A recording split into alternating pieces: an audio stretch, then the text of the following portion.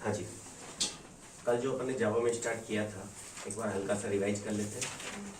हमने बात स्टार्ट की थी कि जावा के अंदर 4 तरीके के एप्लीकेशंस हैं जो कि सामान्यतः हम बनाते हैं। हम जब बात कर रहे थे हमने सबसे पहले कहा डेस्कटॉप एप्लीकेशंस या स्टैंड अलोन एप्लीकेशंस। हमने कहा अच्छी डेस्कटॉप एप्लीकेशंस जावा के अंदर बनाई जा सकती है, हालांकि नहीं बनाई जाती है। ठीक है, इसके अपने कारण हैं, बहुत सारे रीजंस हैं, जावा स्लो होती है और कई रीजंस इसके हैं। दूसरी टाइप के एप्लीकेशंस की हमने बात की थी वेब एप्लीकेशंस। वेब एप्लीकेशंस के बारे में हमने कहा था वो एप्लीकेशन जो कि इंटरनेट के ऊपर काम करती है, या हमने कहा जो सर्वर साइड एप्लीकेशंस है। सर्वर साइड एप्लीकेशंस जावा के अंदर बहुत ज़्यादा बनाई जाती है, या हम कहें जावा इसके लिए बहुत ज़्यादा पॉपुलर है। तीसरी टाइप की एप्लीकेशन हमने कहा एप्लेट्स हमारे पास होती हैं। हालांकि हमने कहा कि आजकल एप्लेट्स को एब्सोल्यूट कर दिया गया है, एप्लीकेट कर दिया गया है, कि अपन लास्ट क्लास के अंदर बात कर रहे थे। चौथी टाइप की जो एप्लीकेशन हमने डिटेल में बात की थी डिस्ट्रीब्यूटेड एप्लीकेशन, जहां पर कि एक एप्लीकेशन एक से ज़्यादा मशीन्स के ऊपर डिस्ट्रीब्यूट होती है। हमने कहा था कि डिस्ट्रीब्यूटेड एप्लीकेशंस के लिए जावा के अंदर जो सॉल्यूशन है वो है RMI, रिमोट मेथड इन्वोकेशन। ये बातें अपन ने की थी। ये 4 तरीके के एप्लीकेशन है जो जावा में बहुत सारी बनाई जाती हैं। हालांकि इसके अलावा बहुत जगह पर जावा को अलग अलग तरह से काम में लिया जाता है। मोबाइल एप्लीकेशंस के लिए काम में लिया जाता है। एंड्रॉयड के लिए शुरू में जब हम बात करते थे तो टोटल कोडिंग जावा के अंदर होती थी। अब तो और भी कई लैंग्वेजेज है जो कि साथ में आने लगी है। ठीक है, इसके बाद हमने एक छोटा सा एग्जाम्पल लिया था, एक जावा का प्रोग्राम हमने लिया। हमने कहा कि जब हम जावा के प्रोग्राम के साथ काम करते हैं, सपोज हमने कहा a.java हमारी फाइल है, हम जब इसे कंपाइल करते हैं, कंपाइल करने पर हमारी एक डॉट क्लास फाइल हमें मिल रही थी। हमने कहा इस डॉट क्लास फाइल का नाम जो मेरी क्लास है उस क्लास के नाम के ऊपर होगा। अगर मेरी क्लास का नाम b है मान के चले, तो हमारे पास यहाँ पर डॉट क्लास फाइल का नाम b.class होगा। हमने कहा कि इस डॉट क्लास फाइल के अंदर बेसिकली क्या होंगे, बाइट कोड होगा, बाइट कोड होगा। हमने कहा जब हम इसे रन करते हैं, रन करते पर ये जो बाइट कोड है ये मशीन कोड में कन्वर्ट होता है और एग्जीक्यूट होता है। इस जगह पर हम थोड़ा सा डिस्कस कर रहे थे। हमने कहा कि जब हम जावा के अंदर काम करते हैं तो जावा में कंपाइलर और इंटरप्रेटर दोनों होते हैं। जब हमारी .java फाइल डॉट क्लास में कन्वर्ट हो रही है उस जगह पर कंपाइलर काम करता है, लेकिन जब हम रन कर रहे हैं उस केस में इंटरप्रेटर काम करता है। हमने कहा था कि जब अपन इंटरप्रेटर की बात करते हैं तो हमारा प्रोग्राम थोड़ा सा स्लो हो जाता है, इसलिए उसे फास्ट करने के लिए एक दूसरा कंसेप्ट यहाँ पर ऐड किया गया था, JIT compiler, just in time compiler. अब कब आपका जस्ट इन टाइम कंपाइलर काम आ रहा है, कब आपका इंटरप्रेटर काम आ रहा है, ये टोटली JVM के ऊपर डिपेंडेंट होता है। आप उसे मैनेज नहीं कर पाते। उसे मैनेज कौन करता है, आपका JVM मैनेज करता है। अपनी रिक्वायरमेंट के हिसाब से JVM उसे मैनेज करेगा। यहाँ तक हमने लास्ट क्लास के अंदर पढ़ा था। इसमें कोई डाउट, कोई क्वेश्चन? चलिए आगे बढ़ते हैं। लास्ट क्लास के अंदर बहुत सारी चीजें हमने डिस्कस नहीं की थी। हमने केवल और केवल एक जावा को जस्ट एक कंसेप्ट लेकर छोड़ दिया था। अब अपन इसकी डिटेल में आते हैं कि कौन से फीचर्स हैं जिसने जावा को इतना पावरफुल बनाया। सबसे पहले जनरल बात जब अपन करते हैं, हम कहते हैं भाई जावा सिंपल है, जावा इज सिंपलर। सिंपल कैसे है? हमने तो आज तक यही सुना था जावा टफ है, हमने तो यही सुना था कि भाई बाकी तो ठीक है लेकिन जावा से पार पाना बड़ा भारी काम है। फिर सिंपल कैसे है? हमने जो पहले जावा से पहले जो लैंग्वेजेस पढ़ी थी एक बार उनको जरा देख के आए। सी में सबसे ज्यादा टफ चीज कौन सी है? पॉइंट। दिल की आवाज सबसे पहले निकलती है पॉइंट। C++ में क्या निकलता है सबसे पहले? मल्टीपल इनहेरिटेंस, वर्चुअल फंक्शंस, वो तमाम चीजें आपकी नहीं आती है ना? Multiple inheritance, operator overloading,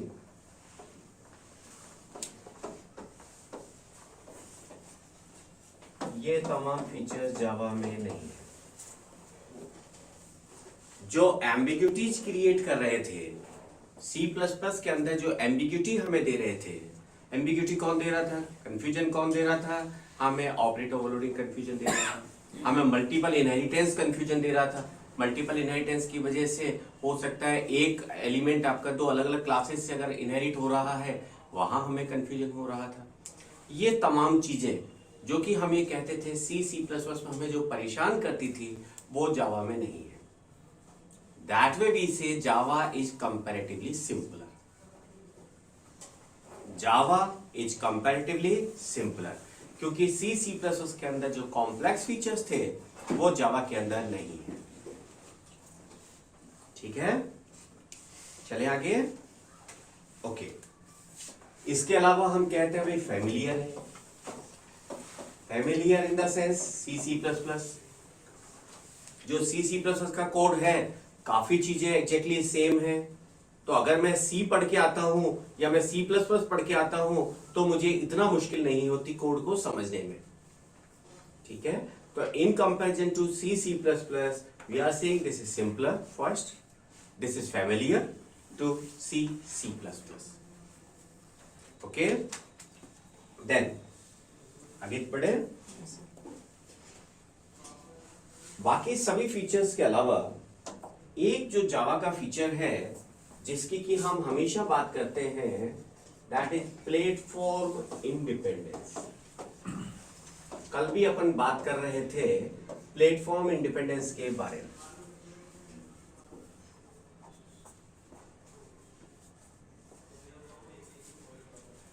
platform से हमारा मतलब है hardware and operating system. Platform से हमारा मतलब है हार्डवेयर एंड ऑपरेटिंग सिस्टम।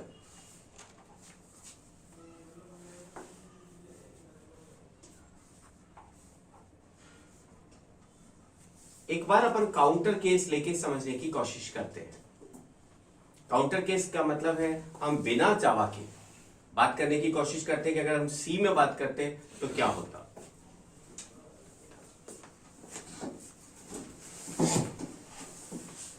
मान के चले सी के अंदर हमने एक प्रोग्राम बनाया, एक सिंपल हेलो डिस्प्ले करने का प्रोग्राम बनाया, हेलो डॉट सी।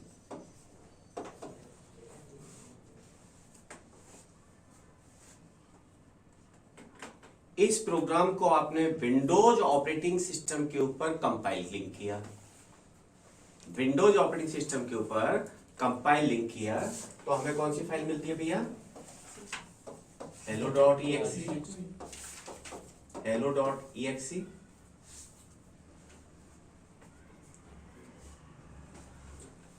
इस hello.exe को अगर मैं लाइनेक्स ऑपरेटिंग सिस्टम के ऊपर ले जाता हूं, मान के चल रहे हैं कि हमने इसको विंडोज पर कंपाइल किया, मैं इसे उठाकर कहां ले गया, लाइनेक्स ऑपरेटिंग सिस्टम के ऊपर ले गया, तो क्या ये exe काम करेगी? नहीं करेगी। क्यों? क्योंकि इस exe फाइल के अंदर क्या है, मशीन कोड है। इस exe फाइल के अंदर है मशीन कोड। मशीन कोड हमेशा मशीन डिपेंडेंट होता है। अब जब विंडोज के ऊपर इसे कंपाइल किया गया तो विंडोज के साथ कैसे काम करना है ये तो विंडोज ने डाल दिया, लेकिन किसी और ऑपरेटिंग सिस्टम से कैसे काम करना है ये तो विंडोज के कंपाइलर को भी नहीं पता। Getting my point? जब हम सी के अंदर काम कर रहे हैं, काउंटर केस अपन लेके चल रहे हैं, कंपाइल करने पर मशीन कोड मिल रहा है। इस मशीन कोड को अगर मैं उठाकर कहीं और ले जाता हूं, किसी और ऑपरेटिंग सिस्टम के ऊपर ले जाता हूं, तो ये काम नहीं करता। ठीक है सर? यहां पर जो स्ट्रक्चर आपका है वो क्या है, लोएस्ट लेवल पर आपके पास हार्डवेयर है, इसके ऊपर ये हमारी मशीन है, और मशीन के ऊपर इस जगह पर मेरा मशीन कोड काम करता है। ये मेरा मशीन कोड है जो कि काम करता है।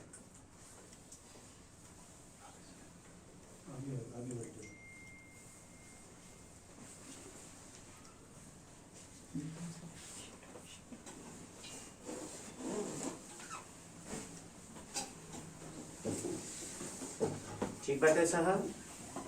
अब दूसरा केस जावा का लेते हैं। देखिए इसको हटा दो। देखिए साहब, हम कह रहे हैं जावा के अंदर आपने एक छोटा सा प्रोग्राम लिखा, सपोज hello.java। मान के चले इसे आपने विंडोज पर कंपाइल किया। कंपाइल करने पर यहां पर आपकी क्या बनी है, dot class file. Dot class file से hello.class, इसके अंदर क्या है आपका बाइट कोड, मशीन कोड नहीं है। इस डॉट क्लास फाइल को आप उठाकर किसी और ऑपरेटिंग सिस्टम के ऊपर ले गए, क्या ये काम करेगी? बिल्कुल करेगी। इस डॉट क्लास फाइल को मैं यहां से उठाकर किसी और ऑपरेटिंग सिस्टम के ऊपर ले जाता हूं, यस दिस विल वर्क। बस एक कंडीशन क्या है कि वहां पर जावा इंस्टॉल होनी चाहिए। अगर जावा से मेरा मतलब यहां पर क्या है, JRE, जावा रन टाइम एनवायरनमेंट, JVM, जैसा अपन लास्ट क्लास के अंदर बात कर रहे थे। JVM इस प्रोग्राम को रन करने के लिए जो भी रिसोर्सेज चाहिए वो सब आपको अवेलेबल करवाएगा। तो एक डॉट क्लास फाइल जो कि आपने एक OS एक मशीन के ऊपर बनाई है, वो ही डॉट क्लास फाइल आप दूसरे हार्डवेयर या दूसरे ऑपरेटिंग सिस्टम के ऊपर ले जाकर रन कर सकते हैं। That's why we say Java applications are platform independent applications। जैसा कि लास्ट क्लास में हम बात कर रहे थे, Java applications are platform independent, but Java itself is platform dependent। क्योंकि यहां पर जो स्ट्रक्चर काम करेगा, आपने कहा यहां पर हार्डवेयर है, हार्डवेयर के ऊपर मेरा OS है, OS के ऊपर मेरी JVM की लेयर है, जावा वर्चुअल मशीन, और यहां पर मेरा डॉट क्लास फाइल है। अब मेरे OS से डायरेक्ट इंटरेक्ट कौन कर रहा है, JVM। तो JVM must be platform dependent. Java itself is platform dependent, Java applications are platform independent. I hope 100% clear है।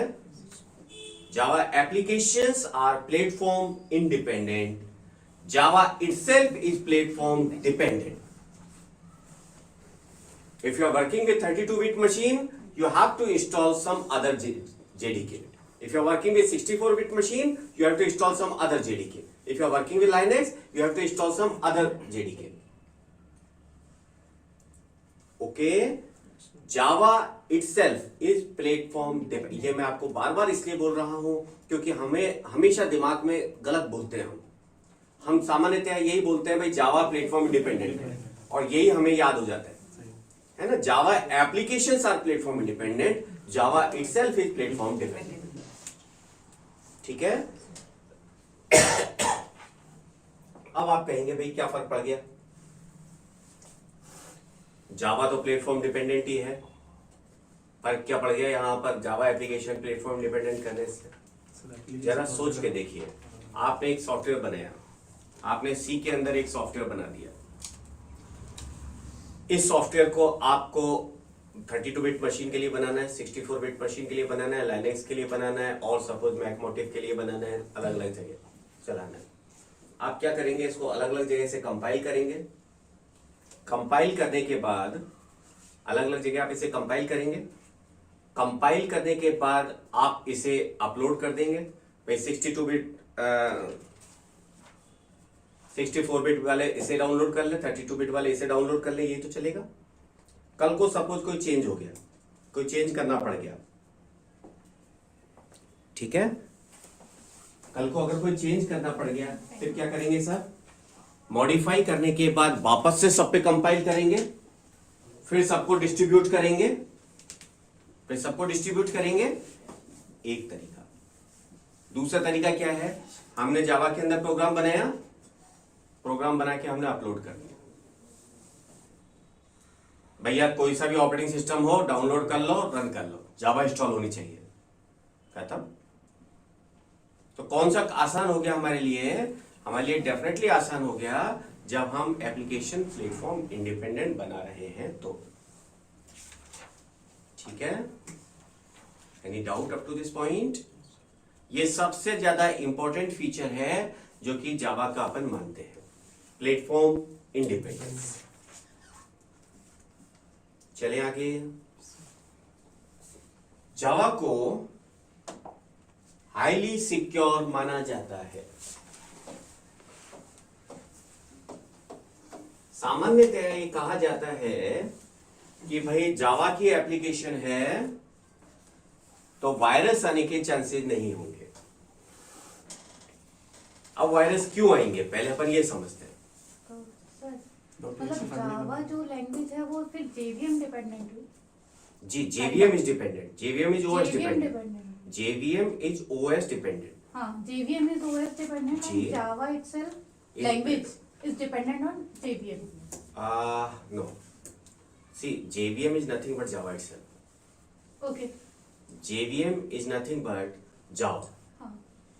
Java का वो पोर्शन जो कि किसी भी प्रोग्राम को रन करने के लिए रेस्पॉन्सिबल है, दैट इज JVM.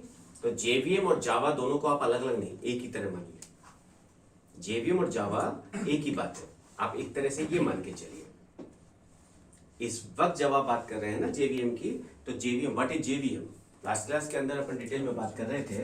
हमने कहा था जब अपन जावा को इंस्टॉल करते हैं बेसिकली हम जेडीके इंस्टॉल करते हैं। जेडीके के अंदर हमने कहा एक तो आपका जेआरई वाला टूल होता है और कुछ अदर एक्टिव आपके पास यूटिलिटीज होती है। जब आप जेवीएम को जेआरई को इंस्टॉल करते हैं तो आपके ओएस के ऊपर, ये जो आपका ओएस है इसके ऊपर एक वर्चुअल लेयर यहां पर बनाता है जिसे हमने जेवीएम कहा है। ठीक है। अब जो मेरा जावा का प्रोग्राम होगा वो यहां पर रन करेगा। तो मेरे लिए जब मैं मेरी हेलो डॉट क्लास को रन कर रहा हूं तो मेरे लिए तो जेवीएम ही जावा है। मेरे लिए तो जावा जो भी चीजें मुझे प्रोवाइड कर रहा है, ओएस प्रोवाइड कर रहा है, मेमोरी प्रोवाइड कर रहा है, हार्डवेयर जो भी दे रहा है, प्रोसेसर जो भी दे रहा है, मेरे लिए तो जेवीएम है ना। तो इस पर्टिकुलर जगह पर अगर मैं बात करूं तो जेवीएम और जावा में कोई डिफरेंस नहीं है इस जगह पर, ठीक है ना। हाँ, अपन जो बात कर रहे हैं वो क्या है कि जो मेरी एप्लीकेशन है, जावा का प्रोग्राम है, वो प्रोग्राम तो प्लेटफॉर्म इंडिपेंडेंट है।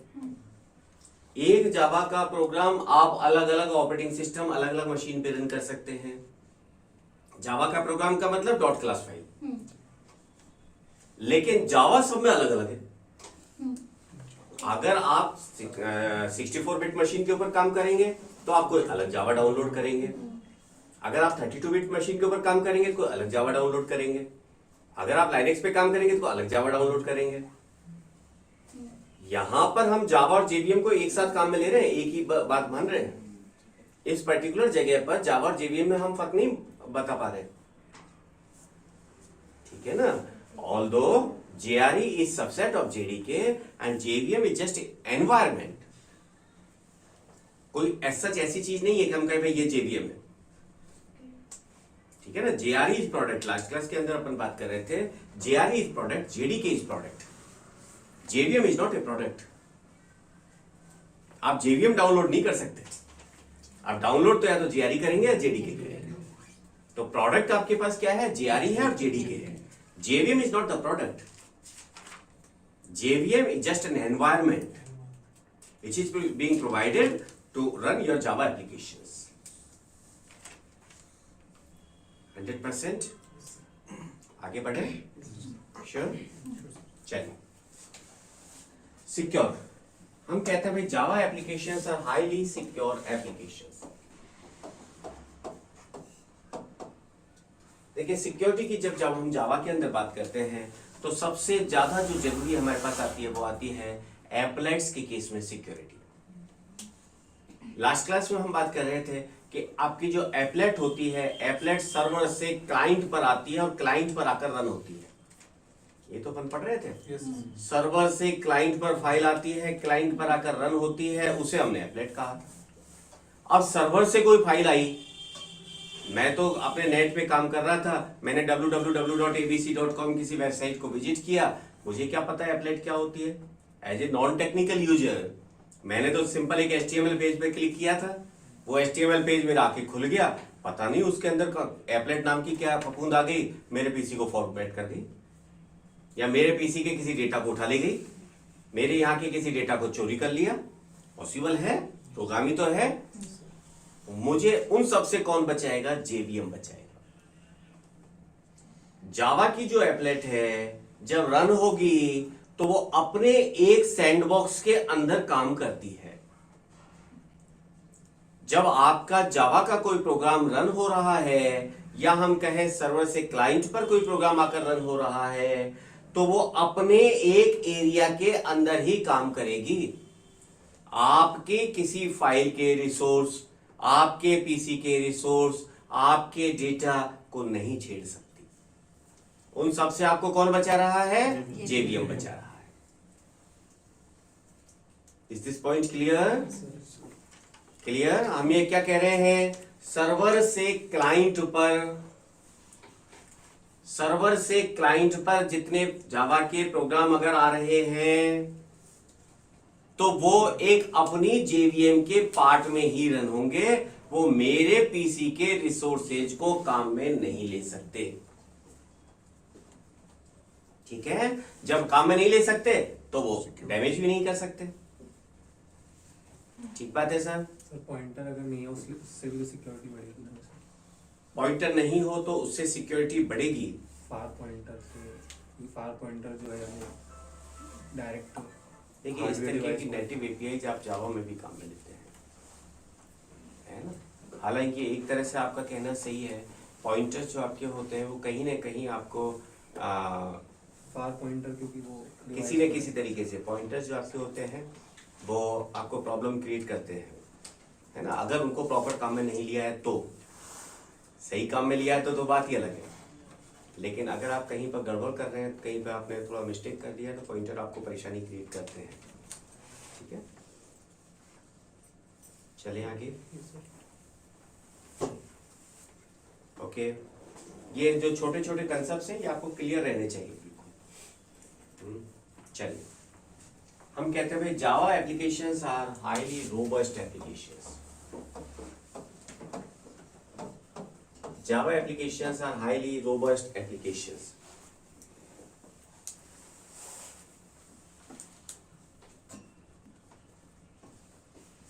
Robust application से हमारा मतलब है रफ एंड टफ।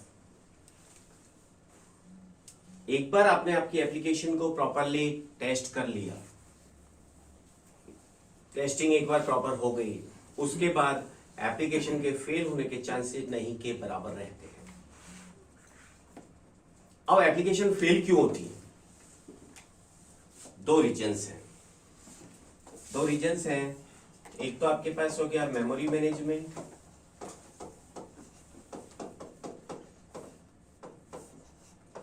मैनेजमेंट, और एक आपके पास है रन टाइम पर आने वाली एरर्स। रन टाइम एरर्स,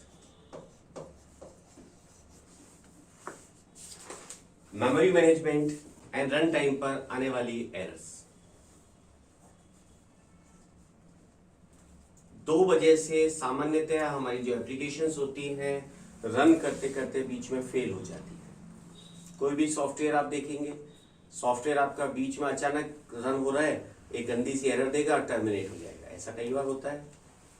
दो रीजन से होता है, पहला मेमोरी मैनेजमेंट की वजह से और दूसरा रन टाइम पर आने वाली एरर्स की वजह से। जावा में मेमोरी मैनेजमेंट की एरर आने के चांसेस नहीं के बराबर होते हैं। क्यों? क्योंकि मेमोरी मैनेज कौन कर रहा है? मेरा JVM कर रहा है। मेमोरी मैनेजमेंट हम कर ही नहीं रहे, प्रोग्रामर कर ही नहीं रहे। मेमोरी मैनेजमेंट तो कौन कर रहा है? JVM कर रहा है। JVM फुल प्रूफ है, बहुत अच्छी तरह से उसको टेस्ट करके और फिर मार्केट में रिलीज किया गया है। तो मेमोरी मैनेजमेंट की एरर आने के चांसेस नहीं के बराबर है। ओके, रन टाइम पर आने वाली एरर्स के लिए एक्सेप्शन हैंडलिंग जैसा बहुत अच्छा मैकेनिज्म अपने पास है। एक्सेप्शन हैंडलिंग, क्योंकि दो वजह से एरर्स आती हैं, मेमोरी मैनेजमेंट की वजह से, रन टाइम एरर्स की वजह से। यहां पर दोनों ही सॉल्यूशन हमारे पास है। इसलिए जावा एप्लीकेशंस इन जनरल एक बार आपकी प्रॉपर तरीके से टेस्ट हो गई, प्रॉपरली रन हो गई, उसके बाद फेल होने के चांसेस नहीं के बराबर रहते हैं। ठीक है, इसलिए हम कहते हैं Java applications are highly robust applications. Rough and tough एक बार आपने प्रॉपरली टेस्ट कर लिया, उसके बाद एरर आने के चांसेस नहीं के बराबर रहते हैं।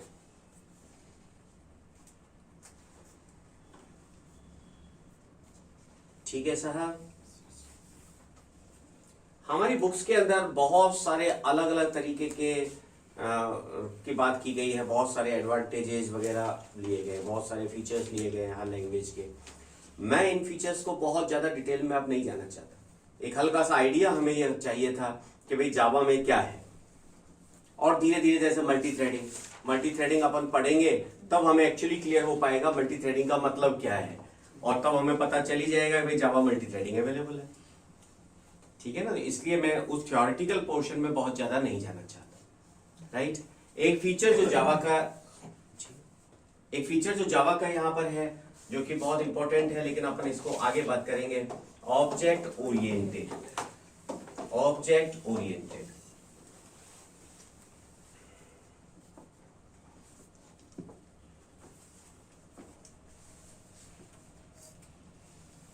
चले सब आगे, चलिए।